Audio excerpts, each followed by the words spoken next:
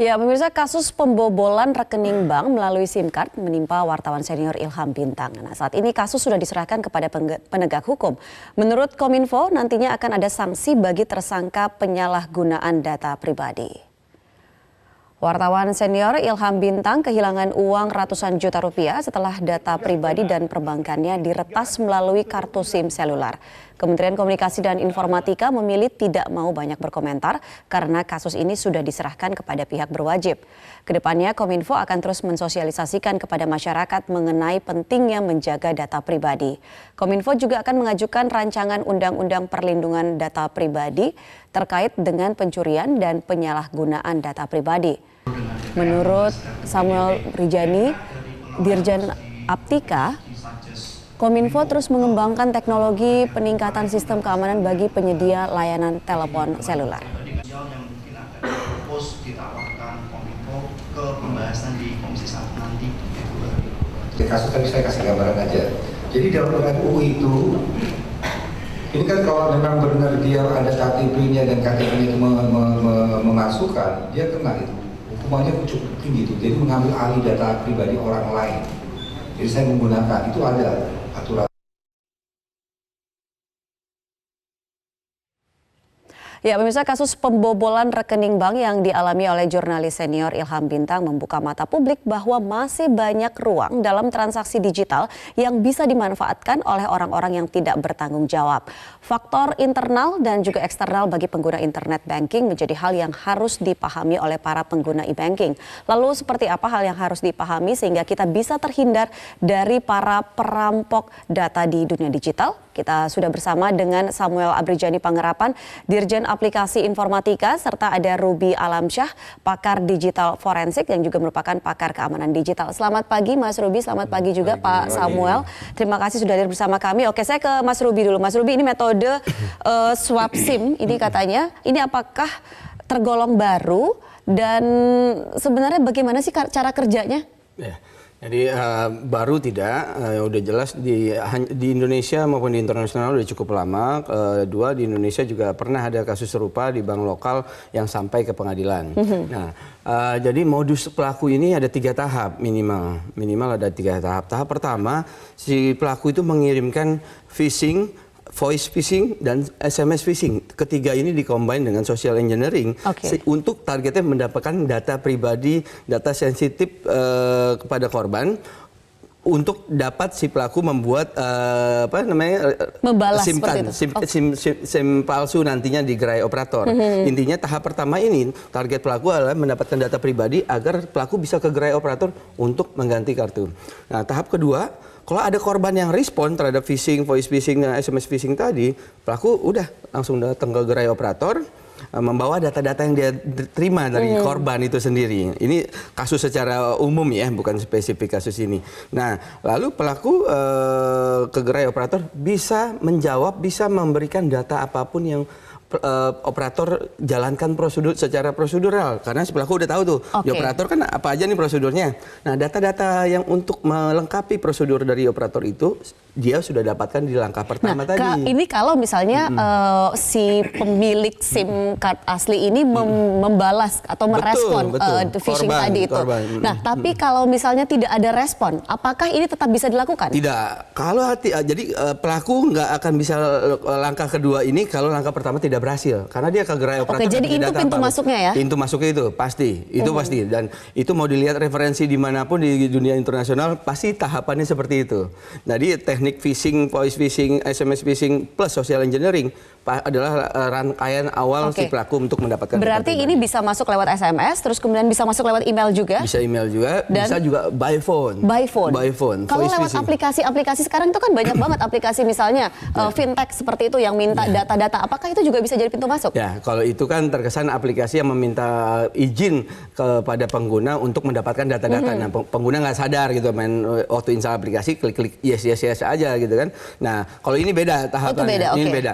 Nah, kita sudah analisa ada sebuah phishing link yang kasus serupa ini itu sedemikian rupa pelaku meminta informasi agar dia bisa gunakan untuk di tahap kedua. Oke. Gitu. Kita ada tuh rekamannya. Jadi kuncinya itu ada di tahap pertama ini. Kuncinya ada di tahap pertama. Jadi tahap kedua nggak akan berhasil kalau tahap pertama nggak dapat. Oke, saya langsung ke Pak Samuel. Pak Samuel, ini tahap pertama ini ada faktor mungkin juga partisipasi mungkin saya katakan dari si korbannya. Tapi kalau ketika misalnya ini sampai kemudian terjadi pembobolan, apakah atau bagaimana perlindungan terhadap korban? Apakah pihak perbankan ataupun juga mungkin operator seluler ini juga bisa dianggap lalai?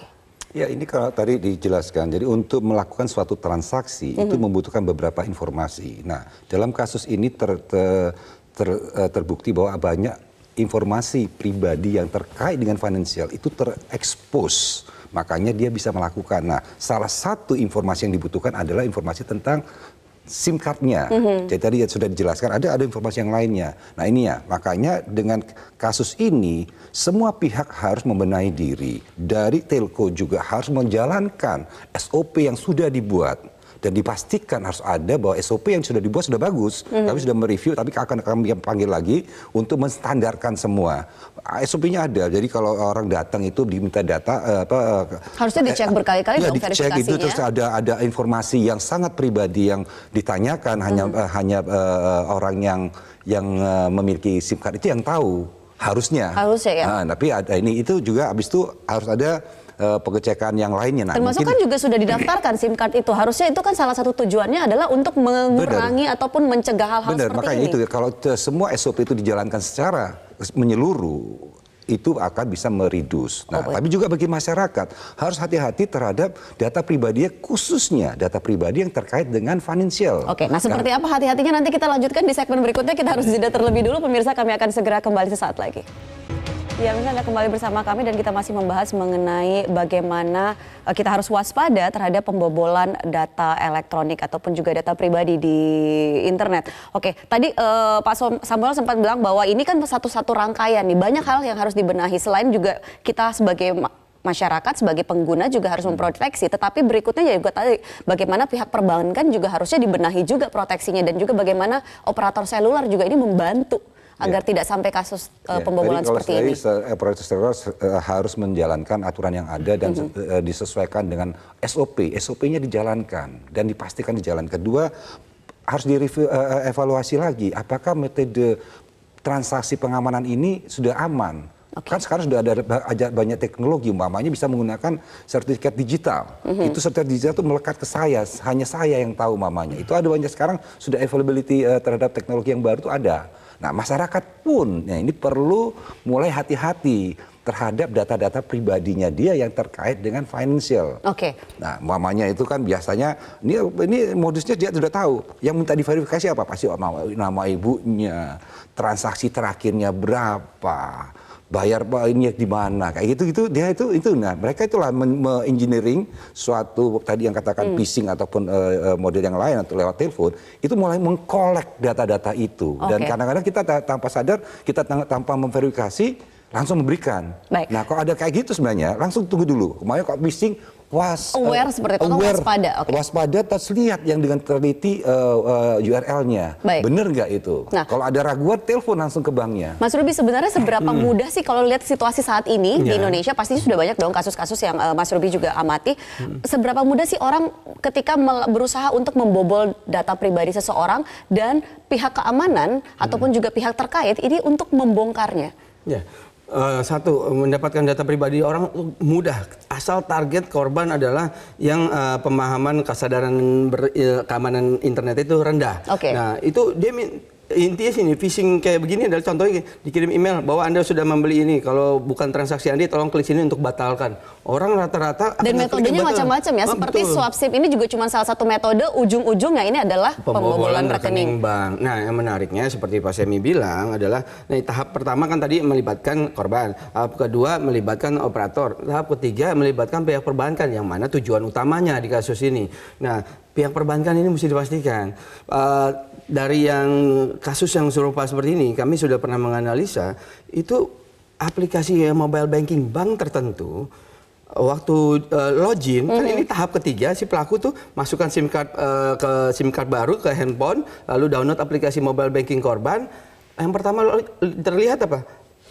Login username sama password. Passwordnya bisa di-reset pakai OTP via SMS. Oke. Sementara OTP itu kan maksudnya adalah untuk memproteksi dong. Hapan, iya salah satu level Salah satu, keamanan. Nah, yang sayangnya adalah saat pelaku udah berhasil login menggunakan password yang dia sudah reset lewat SMS, lalu pelaku melakukan transaksi.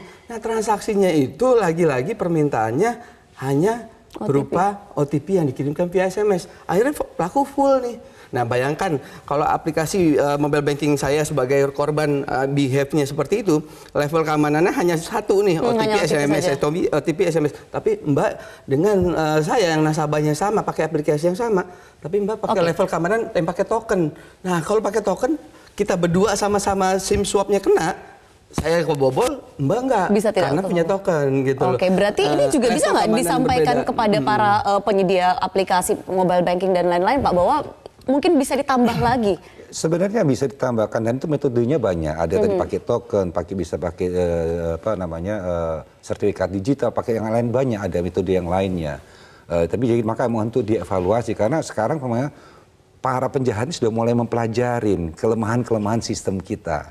Nah, makanya kita perlu ini kan sebenarnya ini yang mencuat di masyarakat. Sebenarnya yang seperti saya katakan tadi ini sebenarnya sudah ada yang melapor, ada yang nggak melapor. Dan banyaknya itu yang tidak sadar loh ketika mereka sudah terkena seperti itu karena ini kan juga delik aduan.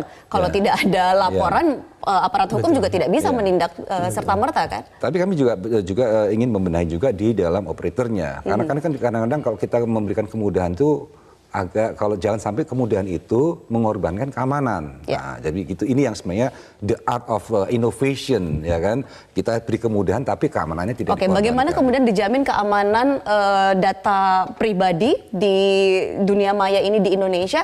RUU keamanan data pribadi apa kabar Pak sudah dibahas? Jadi sudah diparaf beberapa menteri, semua sudah berparaf. Kemarin baru saya dapat kabar semua menteri yang terkait sudah memparaf dan bentar lagi akan dikirim kembali ke. Tapi akan seberapa proteksinya sih? Oh, itu jadi Mama tadi kalau saya menggunakan data pribadi orang berarti saya mencuri data pribadi itu. Ada ancaman pidananya? Oh, pidananya gede. 6 sampai 10 tahun. 6 sampai 10 tahun. Karena ngambil data itu kalau kita mau data kita diambil atau digunakan orang lain. Kan kita tidak lagi present di dalam ruang digital. Pernah nonton film The Net nggak? Jadi data itunya diambil, fotonya dirubah. Nah, itu kan kayak gitu. Itu sama aja identity theft itu sama aja kita dibunuh di ruang itu. Kita tidak lagi assist di ruang itu. Baik, jadi kita bisa berharap banyak dari RUU ini kalau misalnya jadi, tetapi apakah RUU ini tidak akan jadi percuma ataupun kalau nanti jadi undang-undang ini akan jadi percuma ketika masyarakatnya sendiri belum bisa mengubah habit bagaimana bertransaksi digital ataupun juga mengekspos data mereka. Nah, kan selain di sini ada stakeholdernya Pak Semi terkait dengan item 1 sama item 2. Item 3 kan tetap ada stakeholder lain, ada OJK, ada BI, masyarakat yang dilindungi pakai ada YLKI. Nah, mestinya semua stakeholder ini yuk kita duduk bersama-sama itu lihat secara hukum sama secara ilmiah itu bisa dilihat kadar yang salah persentase bersalah siapa yang mana. Tapi kan di sini balik lagi ini yang paling besar adalah pembobolan rekening banknya utamanya. Berarti perbankannya.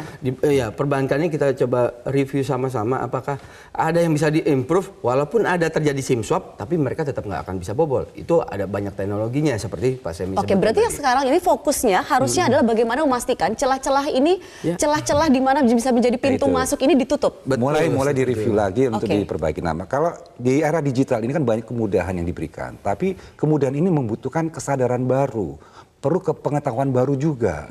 Jadi jangan hanya diambil kemudahannya, banyak habit-habit kita harus berubah. Perilaku higienis dalam transaksi sosialisasi ke masyarakatnya juga harus lebih kencang dan harus lebih mengena dong, Pak. Yang kita lakukan. Ini yang kita lakukan sekarang salah satunya juga melakukan itu walaupun ini karena kasus tapi memang kita sedang melakukan itu untuk melakukan literasi digital. Baik, terakhir Mas Ruby apa yang harus dilakukan lagi-lagi tentunya kita tidak boleh bosan-bosan mengingatkan masyarakat untuk selalu waspada, untuk selalu aware karena ya itu dia awal mulanya ini kan berawal dari si penggunanya sendiri. Baik. Jadi tips yang pertama menghindari langkah pertama kita jangan asal sembarang klik, think before click. Selanjutnya itu kita juga jangan pernah memberikan masukan informasi pribadi apapun termasuk informasi perbankan ke sebuah web, sebuah email, ke informasi siapapun. Pokoknya jangan pernah. Nah, untuk mengatasi yang kedua, kita siapkan informasi kontak operator kita, baik yang bisa ditelepon pakai handphone maupun yang pakai nomor telepon lain. Kadang cara satu ciri khusus SIM swap fraud ini adalah dia akan menunggu sampai korban ke luar negeri atau keluar kota yang tiba-tiba dia mati. Nah, disitulah dia punya momen gitu loh.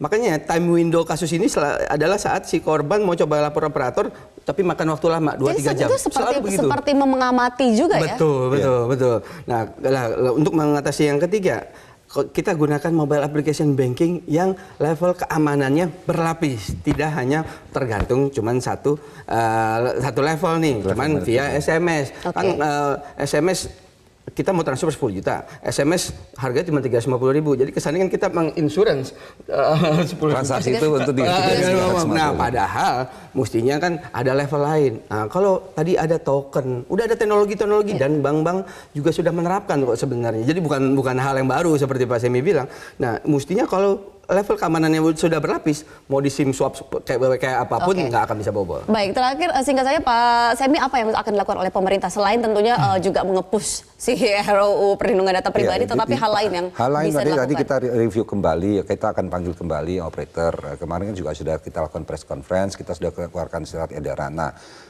pesan kami kepada semuanya, di era digital ini kita harus mengedepankan keamanan. Nah, bagi masyarakat harus berperilaku higienis dalam, kan kalau kita mau makan harus cuci tangan dulu. Nah, ini juga hati-hati terhadap data-data yang terkait dengan financial.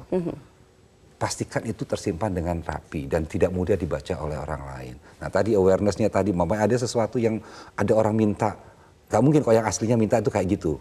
Ya hati-hati aja, kalau nggak ragu langsung telepon, oh tunggu tuh saya lagi sibuk, telepon ke banknya. Bener nggak sadar telepon kayak ini? Saya pernah juga melakukan itu. Saya ditelepon, saya lagi sibuk, ini berarti intinya kalau kita pun sebagai pengguna abai, maka kita sama saja membuka pintu untuk peretasan ataupun pengambilan data pribadi. Sepakat. Terima kasih Mas Ruby, terima kasih juga Pak Samuel sudah hadir bersama kami di Metro Pagi Prime Time.